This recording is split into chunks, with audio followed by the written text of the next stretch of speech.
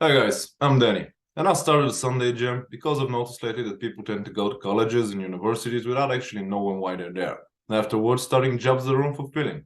So I'm interviewing different professionals to see what they have to say and share their knowledge and experience with you. I hope you enjoy it. Well, Mark, how you doing? I'm good, my friend. How are you? All is well. I love the outfit. I love the branding. I love that water casket that you have. That's the one. Program will be focused on three main questions. What do you do for a living? How did you get there? And how did you knew that this was the way to go? So that's what you do for a living, please. I love that you keep it so simple. Just Yeah. three simple questions. When I saw your bio, I'm like, that makes total sense. You just get right to the point, and I'm going to try And to do that also for you. the two simple rules, because I was talking about it's no cursing, no politics, but I had this guest who was from France. Nice guy. Like, so what do you do for a living? Thanks to effing Macron. I was like, Let's start again. Oh, no, my friend, that won't be me here. Don't you worry. Don't you fret. Here's what I do. So there's a couple of things, really. One, I am a national trivia host. I host trivia across the country. We are now in Mexico, so we're also, I guess, considered international trivia Yeah. host. That's what I do for a living. We created the world's only TV style trivia game show. So we're the only ones in the world that are doing trivia the way that we do it. Right. The other thing that I do is you can see the outfit. I am the chief border patrol agent of the satirical nation of Slowjamistan. It is called the Republic of Slowjamistan. It's a satirical nation that we created in 2021, received worldwide media, and that is my second job. Make sure again, we talked about it before, but I really want more people to know about it. Most of my ideas is on LinkedIn because it's a professionally oriented podcast. So give me all the links. I want people to see that. That's pretty good. Oh yeah, absolutely. We'll give you all the links that you need for people to visit Slowjamistan, to visit the Border Patrol. And here's the thing: I don't know, part of the satire is me as the chief Border Patrol agent in the U.S. We have the Border Patrol. What we've done is we switched the B and the P, and we call it Porter Patrol Yeah. because obviously I can't go around calling myself a Border Patrol agent if I'm really not a Border Patrol agent. I might be backwards there for you. I'm not sure if it's No, coming it's across fine. right. Because at first I noticed it. I thought there was something wrong with my eyes. And then I decided, you know what? He's gonna tell me at some point, so I didn't ask. Yeah, it's hilarious because if I'm driving down the road, people always have to take a second, sometimes a third look, right? They're like, wait a minute, that doesn't say Border Patrol. That says Yeah. Border Patrol. Yeah, and people love it. Love it. It's hilarious. It's a funny thing to do. Thing about me, because I have this severe dyslexia, so I always have this issue reading, and I'm always like always blaming myself when something is like that, because I don't know how many times I've been in that situation over the 3 decades. Well, it's funny because many times, like I'll tell you one, I got many stories, but we've only have so much time. But one of Yeah. the stories I can tell you is I ran into one individual and I was at a shop and he comes outside and he was looking at my truck.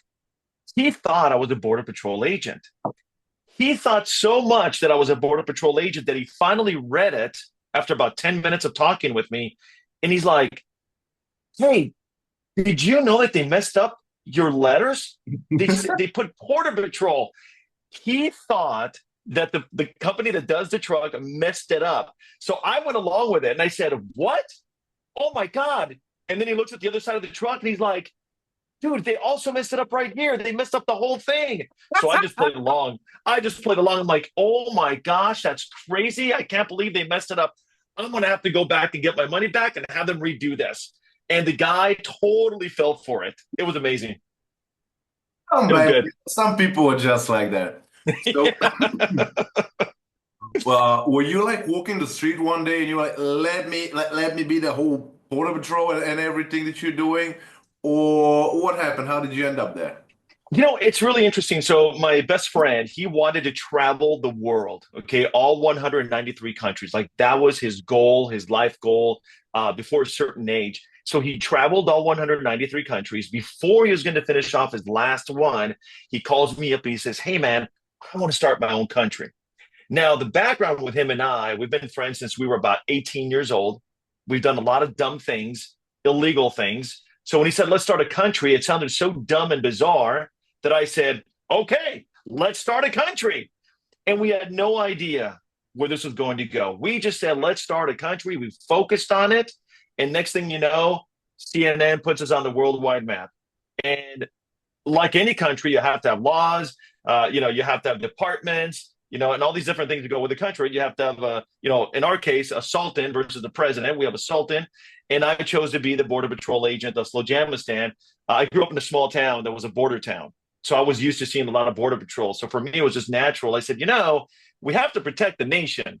So I'm going to become a border patrol officer. And that's what we did. And I came up with a whole outfit. Now, the outfit you see right here, this is the outfit I use when I go do my speaking engagements. So when I go and I speak to a company and we're talking about whether it's customer retention or goal setting, this is the outfit that I wear. But I have a different outfit that's more military, more tactical that I use when we're on the land, when we're in the country of Slojamistan, which is a real place, by the way. Pictures in that outfit, send them in, and I can even put them in the video, and it can appear when you're talking about it. Absolutely. You'll see my military tactical uniform is the one that I use while I'm at Slojamistan or driving in my truck. And this one here is the one I use for professional speaking engagements. Yeah, the jacket's without a doubt more official, hands down. Exactly. So yeah, so it's been a lot of fun. So much fun that we even went to NATO. We went to the NATO summit this past year in 2024. And I was on stage speaking about Slojamistan. They gave me a few minutes. I said, "Hey, I'm going to take the opportunity." I went up there and told people about Slojamistan. I think it was just the right moment. Things were so serious that I think me coming up there and kind of breaking it up a little bit with satire and silliness, I think is exactly what they needed. So yeah, it's been a fun ride. Well, my career started in the government sector, served under 5 government administrations, and I can tell you that most of them have no sense of humor. Matter of fact, I think it was here or another podcast, I don't really remember now, but there was this movie, don't know if you've seen it, about 20 years ago with Johnny Depp, and he was playing a pirate. Do you remember that movie? Of course I do. Yeah. So he walks into a ship, and the crew is like part of the ship, like they're part of the furniture and everything. That's how the UN and the government structures here in Europe are. It's exactly like that. They literally, and that's an actual saying. They literally had, "Do you know why dead people don't get up? Because somebody may take your place." I'm like, God damn. Wow, Lord. that's good. That's good. Yeah, so That's I good. was in that situation for about almost 4 years. So I really got, I mean, as a Christian, I love everybody, but they are testing faith. Yeah, that's Yeah. quite something. Yeah. Now, Well, with Slojamistan, what we've done is we wanted to make sure that we weren't a political nation or got into religion or anything like that. We wanted to make sure that we were all about fun, unity, embracing people from all over the world. Really, we call ourselves a dictatorship, and we have silly, laws like the ban on Crocs. We have the string cheese law. There's no speeding unless you have tacos in the car. So really, it was all about all the divisiveness that's gone on in the world. We were trying to bring unity, and that's really what made Slojamistan. And that's why people come out and why they become members and why they become citizens. It's why they come to our live events. This is all about positivity, all about unity. And this is why Slojamistan is where it's at, today. It's why we get media attention all the time, because we're bringing something good to the world. If you guys need someone to read the morning news, I'd like to volunteer. It's pretty good. It's morning over there, but it's evening for me, so that's pretty good. I can do it. That might actually work out. Your morning news will simply go something like this: 74 degrees and looking good. Moving on. Yeah, it can work, but yeah, I'll add some personal touch on it. No problem about it. Now, Well, we do have a correspondent or news anchor. He doesn't appear as much as he used to at the very beginning, but his name is Dirk Cunningham. And Dirk Cunningham presents the news in Slojamistan. When you see Dirk Cunningham, you may say to yourself, "Hey, that looks like Mark Corona, the chief border patrol agent." Could it be the same guy? Nah. You'll never know if it's the same guy or not. We'll never confirm it or deny it. I mean, in all fairness, I have never seen Superman and Mark Corona in the same room either. So, There you go. You never see Ken yeah. Clark and Superman. That's right. So there it is, my friend. Now, I love satire, and genuinely, I'm a very, very happy person. And because I'm a happy person, you've noticed how people that are miserable tend to make everyone else around them miserable. Always. I've never been like that. I'm always trying to make people laugh. This professionally oriented podcast is a serious topic, but if you've seen any of the episodes, you will see that I'm always trying to bring a smile from the guests and to crack a joke because it's very important for me. And satire is important, humor is important, but you number one, obviously, you shouldn't be a miserable person, but number two, Yeah. you have to have a specific level of intelligence to kind of feel the pulse, see what's appropriate and what isn't. And God knows that I have my fair share of inappropriate comments in the office and online as well. And I really don't regret them because they were pretty funny, but it just didn't work. So you guys are pretty talented. You have it in Well, you. thank you. And it's amazing. And you love what you're doing. So that's even more amazing. However, you could have chose to do any number of things with that kind of talent. You're a charismatic man. You got the charm and everything. So you could have you could be doing any number of things. Yet you decided to go with this one. Now, the reason I'm asking the question is, well, it's happening in Europe, but from what I'm understanding, it happens in the United States as well. People tend to go to colleges, universities, because they have this idea that once I get the diploma, my life gonna be incredibly easy, and basically, people will fall in line, giving me money, which is definitely not how it works. And they mostly get into colleges and universities, taking the first option they have. Afterwards, they're getting out of there and lose 4, 6 years of their life. Mhm. That's a lot of time for a young adult. And they start a job related to something they're not really good at. And they end up being miserable, not in a good financial situation most of the time, and pretty bitter people. That's an issue that I actually am trying to address here. And it turns out that a lot of people were seeing it. Nobody's talking about it. So that's why I decided to make the podcast and advise on people like you. Now, for Mhm. example, again, the US is a good example because from what I understood, education is not exactly cheap. Here Mhm. in Europe, it's absurdly cheap. I went to Denmark and it was free for Mhm. me. I graduated in a private college here, and I don't even remember how much was it. I was working as a bartender and I paid it on my own. And it wasn't I was going to be starting a PhD. The PhD would have cost me 500 euro per year. That's $520 per year. So, you can't even buy cigarettes for that amount of money anymore. So Incredible. when you guys went in that direction, what pushed you over there? So we started, I've been a radio DJ since I was 14 years old. So I've really been in the entertainment business for a very, very long time. And I started my career in a small town, and I eventually ended up in Los Angeles as the morning show host, which was one of my dreams to do. I ended up on a hit song in the 90s. So I've been doing these things all along, and my best friend has too. We've both been in radio and television our entire careers. What got us into Slow Jamistan, this is kind of where things shifted for me anyway. I can't speak for him, but I'll speak for myself. Where things started to shift is when technology came along Yeah. and social media came along, the world became smaller, right? Yeah. When I was on the radio, these things did not exist. Therefore, people listened to the radio, they counted on the radio. The radio DJ was a celebrity. People called in to request songs, people made dedications, so on and so on. I saw the shift right around 2015, 16. That's when I started realizing that if I don't get out now of radio, I might be stuck in this, or I may not have anything else to do with my life. And that was a scary moment. Once I realized, people don't care about radio the way they used to, this is when I said to myself, it's time to get out.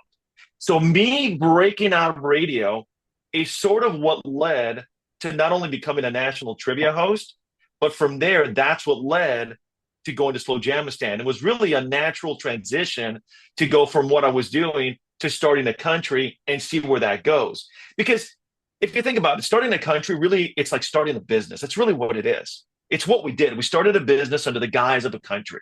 Unless it's We have not, to do the same things. What's that? unless it's North Korea. Oh, yeah, well, that's true too. Good point. Good point. But we started it like we start a business. Same thing. You got to do your marketing. You got to do your advertising. You've got to get employees. You've got to, have customers. Otherwise, there's no business of any kind.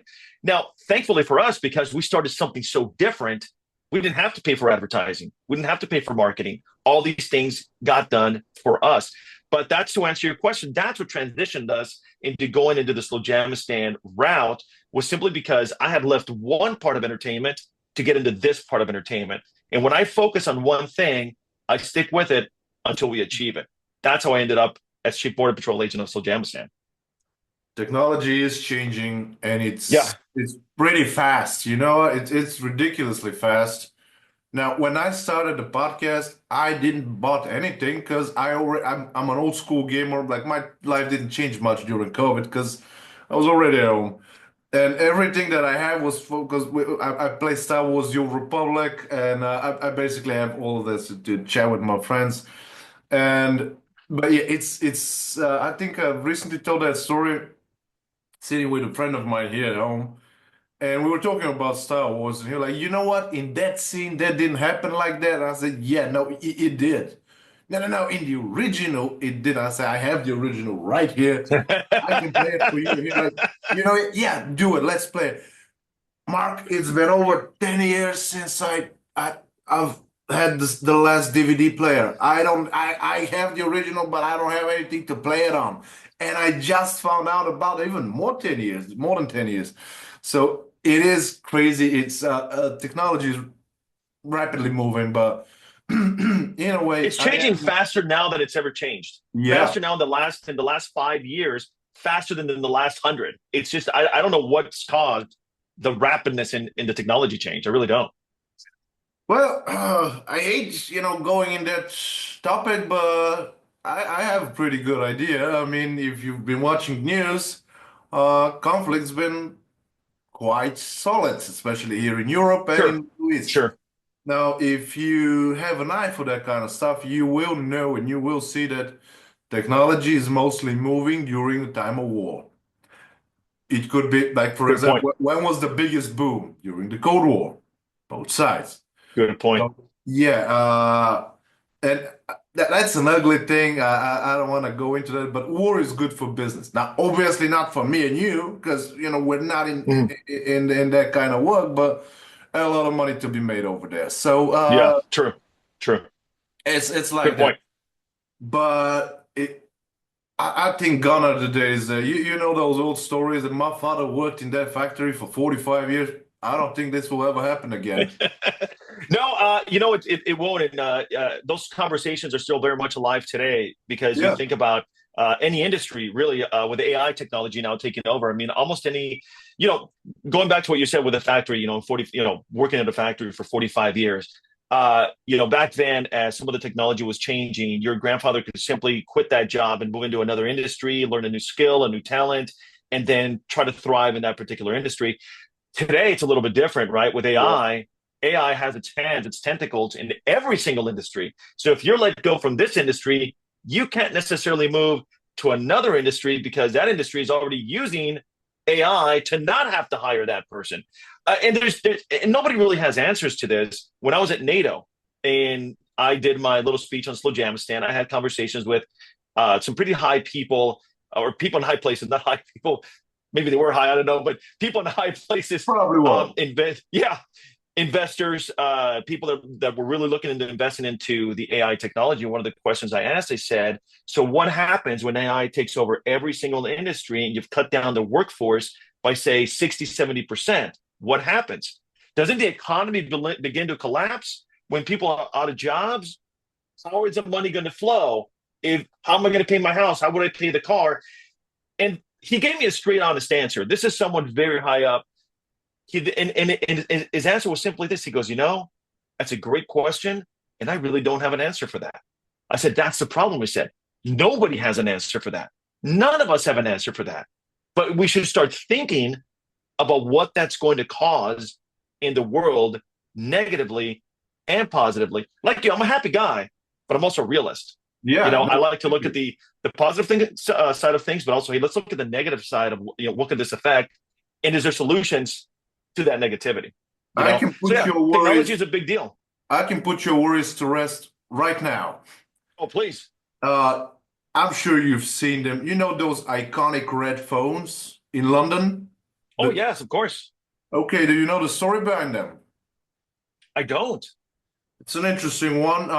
When they were installed by design of Alexander Bell, the mailman syndicate destroyed them all in one night. All London. Now back then there weren't that many, but they destroyed them all because the mailmen were worried that because of the phone, they'd be out of a job. That was 150 years ago. I have never been in Britain. I'm pretty sure that right now, if I go over there, I can get a job as a mailman. No worries. Sure. So technology is unavoidable, but it will never truly replace us unless we go into some Terminator stuff. Uh, I've given this example. Uh, Over there, there's a store right in front of the building that I'm in, and they place that option when you can, check in yourself and just pay for it Yes. and leave. And you know what? When I'm not in a hurry, I don't do it because I want to see somebody. Like, hey, how you? Because we know one of this is our neighborhood. How have you been? Hey, I saw your kid going to school now. That's pretty good. Now you can never change that with technology. This is this isn't something that will ever happen.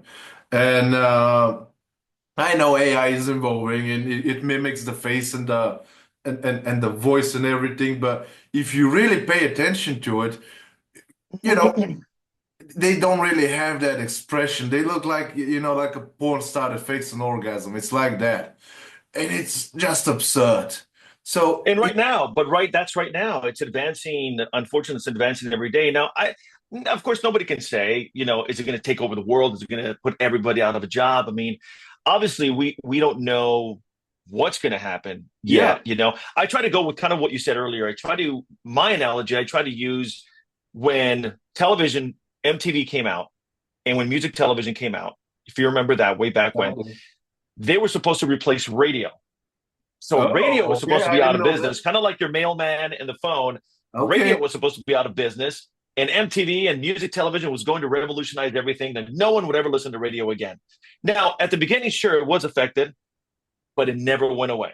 Yeah. And here we are still today, so many I years later. I So I can have see where you're this. going with that. Oh, absolutely. I have this mentality always and about everything. Have a way to see. I don't jump into conclusions. I don't even Mhm. think about things that are not under my control because there's no point of thinking it. If Sure. if I see it, if it's in front of me, I will. Because if a problem is too big for you, you will never see it because it's just Mhm. way too big. If it's a problem like too small for you, you wouldn't consider it a problem. The fact that you are seeing it and understanding Mhm. it, now that means that you're ready to face it. Yeah. So that's why I I'm do not. like asking questions. That's what when I was at NATO, it was a question to ask, and I'm not necessarily asking because I want to get a definite answer. I'd like to see what people are thinking.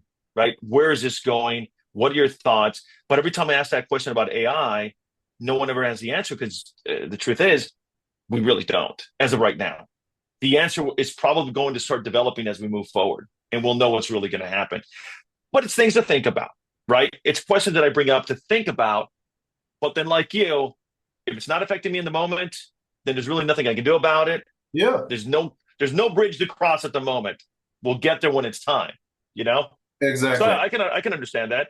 And it's funny because we actually use AI in Slow Jamistan. We use AI in my national trivia business. We do use, that technology, but we use it as an assistant, not so much to take over, what we're doing to kind of make things a little bit easier. True. And now I have a fourth question, and I never put Sure. it in the description, and I never put it in the invitation, Ah, uh, the because I bonus just question. want to be out of your mind right now. If you can give my audience one advice, my audience is mostly people that are right now at a job or in a specific university, Like, is this for me? Am I doing the right thing? Am I going to the right direction? If you can give those people one advice, what will it be? Focus on one thing at a time. Focus on one idea, one goal, one dream, one thought. And until you achieve it, nothing else matters. Focus on that one thing until you finally realize it's not going to happen or it's going to happen.